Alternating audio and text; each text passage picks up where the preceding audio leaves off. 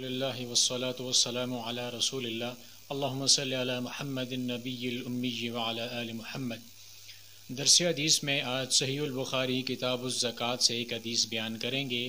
حدیث نمبر 1422 ہے۔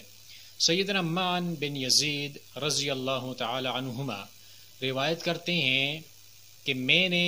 رسول اللہ صلی اللہ علیہ وسلم سے بیعت کی، اسلام قبول کیا، اور میرے ساتھ میرے والد نے بھی اسلام قبول کیا اور میرے دادا جان نے بھی اسلام قبول کیا۔ ایک دن میرے اور میرے والد کے مابین جھگڑا ہو گیا تو میں اس جھگڑے کا فیصلہ کروانے کے لیے رسول اللہ صلی اللہ علیہ وسلم کے پاس گیا۔ ہوا اس طرح کہ میرے جو والد تھے، یزید ان کا نام ہے، تو انہوں نے کچھ دینار صدقہ کرنے کی غرض سے مسجد کے اندر رکھے کہ جو بھی بندہ ضرورت مند آئے وہ اس کو اٹھا کے لے جائے، اپنی ضرورت کو پورا کر لے۔ تو ہوا ایسے کہ میرے والد وہ دینار مسجد کے اندر چھوڑ کے آئے، تو اس کے بعد میں چلا گیا اور میں وہ دینار لے کر اپنے گھر کے اندر واپس آیا۔ جب میرے والد نے دیکھا کہ وہ دینار جو میں نے مسجد میں چھوڑے تھے وہ تو میرا بیٹا اٹھا کے لے آیا ہے، تو انہوں نے کہا واللہ ما ایاک اردت، کہ اللہ کی قسم میرا یہ ارادہ نہیں تھا کہ میں تجھے یہ دینار دے دوں، میں نے تو یہ صدقہ کرنے کی غرض سے مسجد کے اندر رکھے تھے۔ دونوں کے درمیان تکرار ہوئی اور اللہ کے رسول صلی اللہ علیہ وسلم کے پاس دونوں آ گئے، تو پیارے پیغمبر علیہ الصلوۃ والسلام نے ان کی بات کو سن کر یہ فرمایا لک ما نویت یا یزید ولک ما اخذت یا معن، اے یزید جو آپ نے نیت کی تھی اس نیت کے مطابق آپ کو ثواب اللہ تعالیٰ نے عطا کر دیا ہے، اور اے معن آپ نے جو دینار اٹھا لیے ہیں وہ آپ کے ہیں، آپ اس کو رکھ سکتے ہیں۔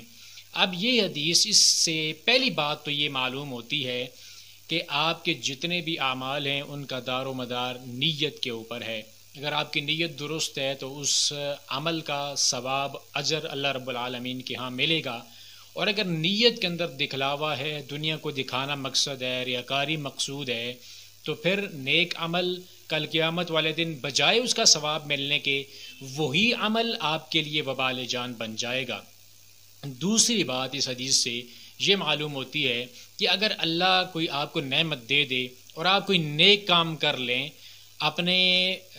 کوئی حج کیا، کسی کو صدقہ کر دیا،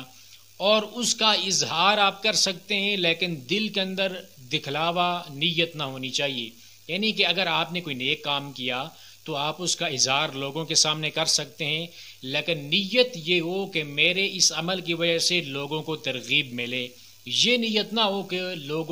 لوگ مجھے سخی کہیں یا لوگ میری تعریف کریں، یہ نیت نہیں ہونی چاہیے۔ اگر ایسی نیت ہوگی تو عمل تباہ و برباد ہو جائے گا، لیکن لوگوں کو ترغیب دلانے کے لیے نیک کام کا تذکرہ ان کے سامنے کیا جا سکتا ہے، جس طرح کہ معن رضی اللہ تعالی عنہ نے اپنے والد کے صدقے کا ذکر کیا۔ تیسری بات جو اس حدیث سے معلوم ہوتی ہے کہ اگر والد اور بیٹے کے درمیان کوئی جھگڑا ہو جائے، تکرار ہو جائے، تو بیٹا فیصلہ کروانے کے لیے اگر عدالت کا رخ کر لے، کسی قاضی فیصل کے پاس چلا جائے فیصلہ کروانے کے لیے، تو اس کا وہاں فیصلے کے لیے جانا اور فیصلہ کروانے کے لیے اپیل کرنا یہ گستاخی یا نافرمانی کے زمرے میں نہیں آتا۔ جس طرح کہ اللہ تعالیٰ نے سورۃ الاسراء کے اندر فرمایا فَلَا تَقُلْ لَهُمَا اُفٍّ، کہ ان کو اف تک بھی نہ کہو۔ تو وہ اگر بیٹا والد کا قضیہ لے کر قاضی کے پاس چلا جائے فیصلہ کروانے کے لیے، تو اس کا وہاں جانا یہ نافرمانی کے زمرے کے اندر نہیں آتا۔ وہاں فیصلہ کرنے کے لیے بیٹا جا سکتا ہے جب وہ یہ سمجھے کہ میں حق کے اوپر ہوں۔ چوتھی بات جو اس حدیث سے معلوم ہوتی ہے وہ یہ ہے کہ بہترین صدقہ وہ ہے جو آپ خفیہ طور پر کسی کو دیتے ہیں۔ آپ نے صدقہ کر دیا، آپ کو معلوم نہیں کہ اس کو لینے والا کون ہے، اور جو آگے صدقہ لینے والا ہے اس کو بھی معلوم نہ ہو کہ یہ صدقہ آخر دیا کس نے ہے۔ یہ خفیہ صدقہ، اس کی اللہ رب العالمین کے ہاں بڑی اہمیت ہے اور بڑی فضیلت والا یہ عمل ہے کہ اللہ قیامت والے دن جن 7 لوگوں کو عرش بری کا سایہ نصیب فرمائیں گے، ان میں سے ایک آدمی وہ بھی ہوگا جس نے خفیہ طور پر صدقہ اللہ کے راستے میں دیا ہے۔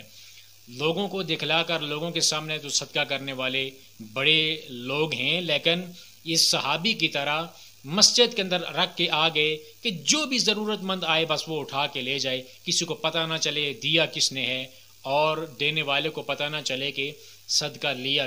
کس نے ہے، یہ بہترین صدقہ ہے۔ اور پانچویں بات جو اس حدیث سے ہمیں معلوم ہوتی ہے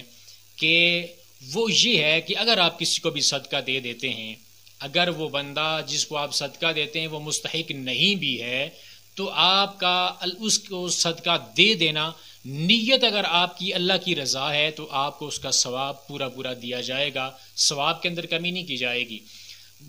دنیا کے اندر آپ دیکھتے ہیں ہر روز ایسے لوگ آپ کو بہت زیادہ ملتے ہیں جو صدقہ مانگتے ہیں، حالانکہ بندہ ظاہری طور پر دیکھتا ہے کہ وہ صدقے کے مستحق بھی نہیں ہوتے، لیکن اگر آپ ان کو صدقہ دے دیتے ہیں تو ایسا نہیں ہے کہ آپ کا صدقہ ضائع ہو گیا، بلکہ آپ کو اس کا ثواب پورا دیا جائے گا۔ اور اگر آپ کے پاس کوئی بھی سائل مانگنے والا آ جائے تو اس کو کبھی بھی جھڑکے مت کہ بھائی تو کیا آٹا کٹا آدمی ہے، مانگتا پھرتا ہے، تو تجھے کوئی کمائی کرنی چاہیے، یہ کیا تو نے کام لگا رکھا ہے۔ ہزاروں باتیں سناتے ہیں صرف ہم 5-10 روپے کے لیے، اگر اس کو نہیں دینے تو مت دو، لیکن اس کے لیے کم از کم ایسا کلمہ تو منہ سے ادا کرو جس سے اس کا دل نہ دکھے۔ اگر وہ مستحق ہے تو آپ کو ثواب تو پھر بھی ملے گا، اور اگر وہ مستحق ہے تو اس کی ضرورت پوری ہو جائے گی۔ اگر وہ بندہ مستحق نہیں ہے تو ثواب تو آپ کو پھر بھی مل جائے گا، لیکن اگر وہ مستحق نہیں ہے تو وہ اس کا جواب دے وہ بندہ خود ہوگا جس نے وہ صدقہ لیا ہے، حالانکہ وہ اس کا مستحق نہیں تھا۔